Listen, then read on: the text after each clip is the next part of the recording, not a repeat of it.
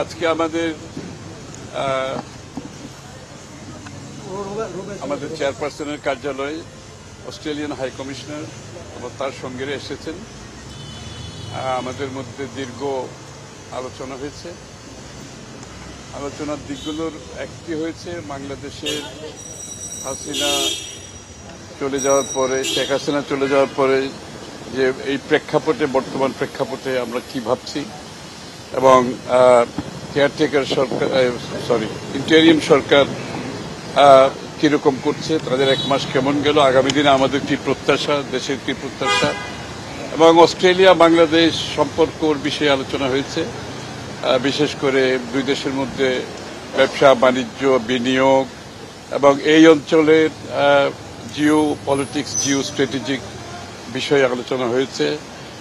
রোহিঙ্গার ব্যাপারে আলোচনা হয়েছে। বাংলাদেশের দুই দেশের মধ্যে যে বিভিন্ন সহায়তা বিষয়গুলো, পরস্পর সহায়তার যে এক্সচেঞ্জগুলোর ব্যাপারে আলোচনা হয়েছে, আমরা কি করতে পারি। দুই দেশের মধ্যে শিক্ষা, অস্ট্রেলিয়াতে আমাদের অনেক ছাত্ররা আছে, শিক্ষার অস্ট্রেলিয়াররা এখানে আমাদের বাংলাদেশের শিক্ষাক্ষেত্রে কি কাজ করতে পারে, এটা আলোচনা হয়েছে। এবং বর্তমান প্রেক্ষাপটে বাংলাদেশের আমরা কবে নির্বাচনের দিকে যাচ্ছি, কতদিন নির্বাচনের জন্য কত সময় লাগতে পারে তারা জানতে চেয়েছে, এবং নির্বাচনী কর্মকাণ্ডের জন্য কি কি পরিবর্তন দরকার, সেগুলো কিভাবে এগুচ্ছে সে ব্যাপারে জানতে চেয়েছে।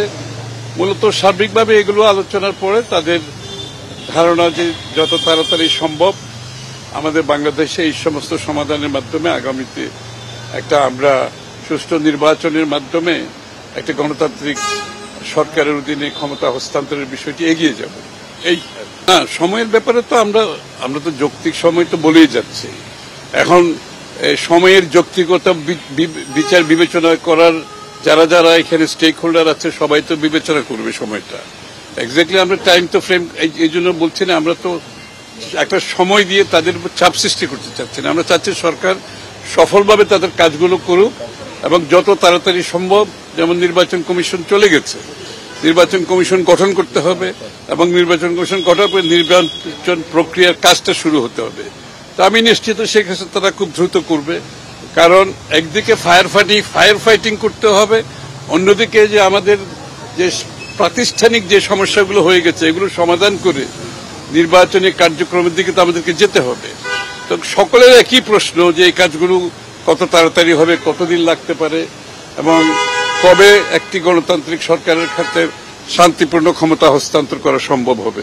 তো এই ব্যাপারে আমরা সরকারকে সহায়তা করছি। আমরা বলেছি আমাদের পক্ষ থেকে সার্বিক সহায়তা করছি সরকারকে, কারণ এটা সমস্ত জাতির প্রত্যাশার একটা সরকার যারা জাতির আকাঙ্ক্ষা প্রত্যাশা পূরণে সমর্থ হবে, এবং আমরা সেখানে আমাদের পক্ষ থেকে সার্বিক সহযোগিতা দিয়ে যাচ্ছি, দিয়ে যাব।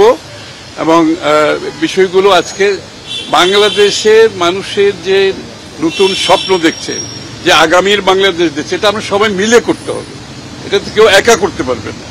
এবং সকলের জাতির একটা ঐক্যবদ্ধ প্রচেষ্টা থাকতে হবে, সেখানে আমরা সবাই ঐক্যবদ্ধ থাকতে হবে।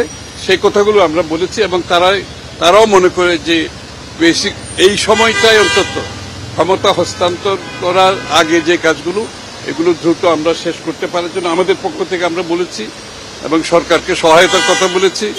সাথে সাথে এই কাজগুলো দ্রুত শেষ করে আমরা সামনের দিকে এগিয়ে যেতে হবে। আপনার একটা জিনিস বুঝতে হবে, গত 15-16 বছরের দেশের চরম রাজনীতিকরণ এবং ক্ষমতার অপব্যবহার এবং নিজেদের লোক বসানোর যে একটা প্রচেষ্টা ছিল, দেশের আজকে এই নির্বাহী বিভাগে আজকে বস্তুতপক্ষে একটা দলীয় নির্বাহী বিভাগ ছাড়া তার কিছু বাকি নাই। এখান থেকে বেরিয়ে আসতে হলে এটা খুব সহজ কাজ নয়, হয়তো ভুল ত্রুটি থাকতে পারে, কিন্তু সেটা আমরা বলবো আলাপ আলোচনার মাধ্যমে সমাধান করার জন্য, নিজেদের মধ্যে যাতে কোনো বিভেদ না হয়, সকল পক্ষ যারা আছে সকলের সাথে আলাপ আলোচনা করে যদি এই সিদ্ধান্তগুলো নেওয়া হয় তাহলে ভালো হবে। কারণ হচ্ছে কি, যে বিগত শেখ হাসিনার রেজিম এই নির্বাহী বিভাগটাতে ধ্বংস করে চলে গেছে, এখান থেকে বেরিয়ে আসতে হলে একটা ঐক্যবদ্ধ প্রচেষ্টা থাকতে হবে। তো আমরা সেটাই অনুরোধ করব। যারা এই কাজগুলো করছে তারা যাতে ঐক্যবদ্ধভাবে আলাপ আলোচনার মাধ্যমে সকলের সাথে এই সিদ্ধান্তগুলো নিলে তাইলে হয়তো আরো সুবিধা হবে, আরো ভালো হবে। কারণ আমরা সহযোগিতা করছি এখানে, কেউ কিন্তু চায় না দেশটা আজকে একটা বিশৃঙ্খলার দিকে যাক। কারণ সুযোগ সন্ধানীরা এখানে বসে আছে, তাদেরকে তো আমরা সেই সুযোগ দিতে পারি না। দেশের মানুষের যে প্রত্যাশা আকাঙ্ক্ষা সেটা পূরণে আমরা সকলকে একযোগে কাজ করতে হবে। ডিজাইন, এলিগেন্স, বিউটি, সেরা পণ্য সবার জন্য। জেভিকো।